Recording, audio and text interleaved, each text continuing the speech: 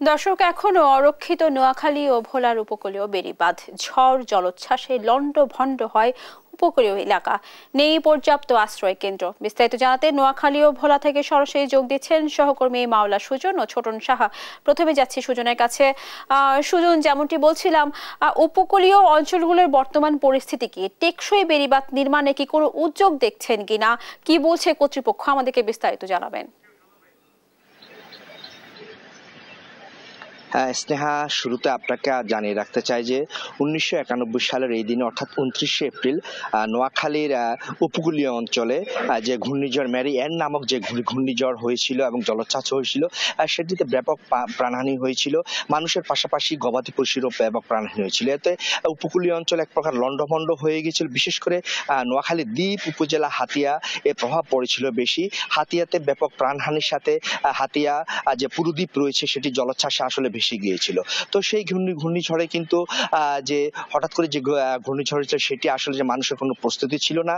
এই কারণে একটি মানুষের যে প্রাণহানির জন্য দায়ী হতে পারত। বর্তমানে যে হাতিয়া দ্বীপ উপজেলা রয়েছে সেটিতে কিন্তু ঘূর্ণিঝড় যে এখনো তেমন কোনো কার্যকর পদক্ষেপ, যেটি যে প্রশাসনের পক্ষ থেকে বেড়িবাঁধ নির্মাণ সহ কিন্তু যে পর্যাপ্ত যে পদক্ষেপ সেটি কিন্তু এখনো চোখে পড়ার মতো নয়। তো আমি এখন এই বিষয়ে কথা বলার চেষ্টা করব সুশাসনের জন্য নাগরিক সুজনের নোয়াখালী সাধারণ সম্পাদক আবু নাসের মঞ্জুর সাথে। আমি তার কাছে জানতে চাইবো যে হাতিয়াতে যে দ্বীপ উপজেলা হাতিয়া আমাদের, সেটি যে ঘূর্ণিঝড় প্রবণিত একটি এলাকা, সেটিকে আসলে যে সুরক্ষিত করতে হলে কি কি পদক্ষেপ দরকার রয়েছে এবং বর্তমানে সেখানে কেমন সুরক্ষা রয়েছে বলে আপনি মনে করেন? নোয়াখালী শুধু উপজেলা হাতিয়া নয়, এর পাশাপাশি নোয়াখালীর উপকূলীয় উপজেলা হাতিয়া, সুবর্ণচর, কোম্পানিগঞ্জ, এই 3 উপজেলায় মূলত আসলে ঘূর্ণিঝড় প্রবল এলাকা। এসব এলাকাতে সেই 70-এর ভয়াবহ গর্কি থেকে শুরু করে 29শে এপ্রিলের যে প্রলয়ঙ্করী জলোচ্ছ্বাসের পরে আগে পরে হুদহুদ, মহাসেন থেকে শুরু করে সিডর থেকে শুরু করে আইলা, চিত্রাং, সর্বশেষ অসংখ্য এরকম ঘূর্ণিঝড় আঘাত এনেছে। এখানে অসংখ্য মানুষের প্রাণহানির পাশাপাশি গবাদি পশুর ক্ষতি হয়েছে, ফসলের ক্ষতি হয়েছে। তো এখনো আসলে ওই এলাকাগুলো সুরক্ষিত এটি বলা যায় না, কারণ এখানে বিশাল একটি সবুজ বেষ্টনী বা প্রাকৃতিক দেয়াল তৈরি করা হয়েছিল। সেটিকে জলদস্যু বনদস্যুরা উজাড় করে দিয়েছে অনেকটাই। এখন অনেকটা বিরান ভূমির মতো হয়ে আছে বিস্তীর্ণ এলাকা। ফলে যে প্রাকৃতিক দেয়াল তৈরি হতো ঝড় জলোচ্ছ্বাস থেকে মানুষকে রক্ষার জন্য, সেটি অনেকটা অরক্ষিত হয়ে গেছে। পাশাপাশি যেই ঘূর্ণিঝড় আশ্রয় কেন্দ্রগুলো রয়েছে সেগুলো দূরে দূরে হওয়ার কারণে এবং অপেক্ষাকৃত মানুষের বসবাসের জন্য যেই আধুনিক সুযোগ সুবিধা দরকার সেগুলো অনেক বেশি না থাকার কারণে, বিশেষ করে পয় নিষ্কাশন ব্যবস্থা, বিশুদ্ধ পানির ব্যবস্থা, পর্যাপ্ত আলোর ব্যবস্থা এবং সময় মতো এগুলো খুলে না দেওয়ার কারণে আসলে মানুষের এক ধরনের অনীহা রয়েছে দুর্যোগের সময় আশ্রয় কেন্দ্রে আসা। এর পাশাপাশি রয়েছে যে এখনো অসংখ্য এলাকাতে বিভিন্ন জলোচ্ছ্বাসে যেসব এলাকাতে বেড়িবাঁধ ক্ষতিগ্রস্ত হয়েছে, এই ক্ষতিগ্রস্ত বেড়িবাঁধগুলো এখনো মেরামত করা যায়নি। পাশাপাশি প্রতিনিয়তই আরো ভাঙন বাড়ছে। ভাঙনের সাথে সাথে বেড়িবাঁধ ভাঙছে, ফলে লবণ পানি একেবারে লোকালয়ে প্রবেশ করছে। মানুষের কৃষির ক্ষতি হচ্ছে, জনজীবন, পরিবেশ, প্রকৃতি এতে বিরূপ প্রভাব পড়ছে। ফলশ্রুতিতে পুরো এলাকাটি সুবর্ণচর, কোম্পানিগঞ্জ এবং হাতিয়া দ্বীপ উপজেলা বিস্তীর্ণ এলাকায় এখনো অরক্ষিত রয়েছে। এখানকার মানুষ এখনো দুর্যোগ কবলে রয়েছে। এই মানুষগুলোকে সুরক্ষার জন্য, বড় ধরনের দুর্যোগ থেকে সুরক্ষার জন্য এখানে পর্যাপ্ত আধুনিক আশ্রয় কেন্দ্রের পাশাপাশি বেড়িবাঁধ নির্মাণ করা জরুরি বলে মনে করছি। ধন্যবাদ আপনাকে। আসলে তিনি যে আধুনিক যে বেড়িবাঁধ রয়েছে সেটি নির্মাণের একটি জোর দাবি জানিয়েছেন। তো আমি এখন এই বিষয়ে কথা বলার জন্য চলে যাব ভোলায়। সেখানে রয়েছেন আমাদের সহকর্মী ছোটন। ছোটন, আপনি ভোলার যে ঘূর্ণিঝড় কবলিত এলাকার সর্বশেষ খবর জানাবেন।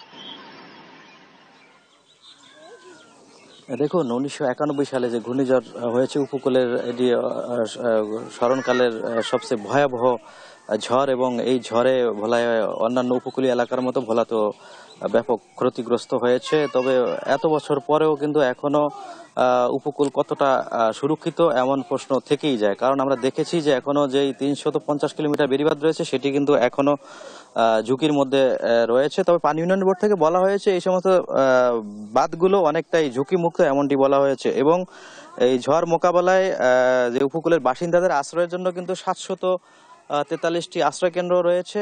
সেখানে মানুষজন ঝড়ের সময় সাধারণত আশ্রয় নিয়ে থাকে। তারপরও আমরা দেখে আসছি ঘূর্ণিঝড় সিডর, আইলা সহ যে ঝড়গুলো বয়ে গেছে এই সমস্ত ঝড়ে কিন্তু ব্যাপক ক্ষয়ক্ষতি হয়েছে। আমরা একজন স্থানীয় বাসিন্দার সাথে কথা বলবো। ঝড়ের সময় 1991 সালের ঝড়ের সময় আপনারা আসলে কেমন চিত্র দেখেছেন? সে সময় আমরা এবং খুব ভয়ের ভিতরে ছিলাম এবং বেড়িবাঁধ তেমন সুবিধা নাই। এটা আপনার কিছুক্ষণ কিছু হইলে এবং বেড়ির উপর সাইড দিয়ে পানি ওপর দিকে গড়ায়, তখন গড়াইলে আমরা ভয় ভীতিতে এবং ছেলে ফেলে নিয়ে গরু বাছুর নিয়ে আমরা সাইকেল সেন্টারে চলে যাই। ধন্যবাদ। যেমনটি শুনছিলেন, আমরা জেনেছি যে স্বেচ্ছাসেবী সংগঠনগুলো কাজ করে, এমন একজন স্বেচ্ছাসেবী সংগঠনের সাবেক যুব প্রধান রেডক্রিসেন্টের সেন্টার, ওনার সাথে একটু কথা বলবো। জানতে চাইবো, আপনারা তো বিভিন্ন সময় কাজ করেছেন, তো এখন বর্তমানে ভোলার উপকূলকে আপনারা সুরক্ষিত মনে করছেন কিনা? আসলে দেখুন, জলবায়ু পরিবর্তনের কারণে প্রতি বছরই কিন্তু উপকূল জেলায় ঝড় হচ্ছে এবং বলা যায় প্রতি বছর 2 থেকে 3টি করে ঝড় হচ্ছে।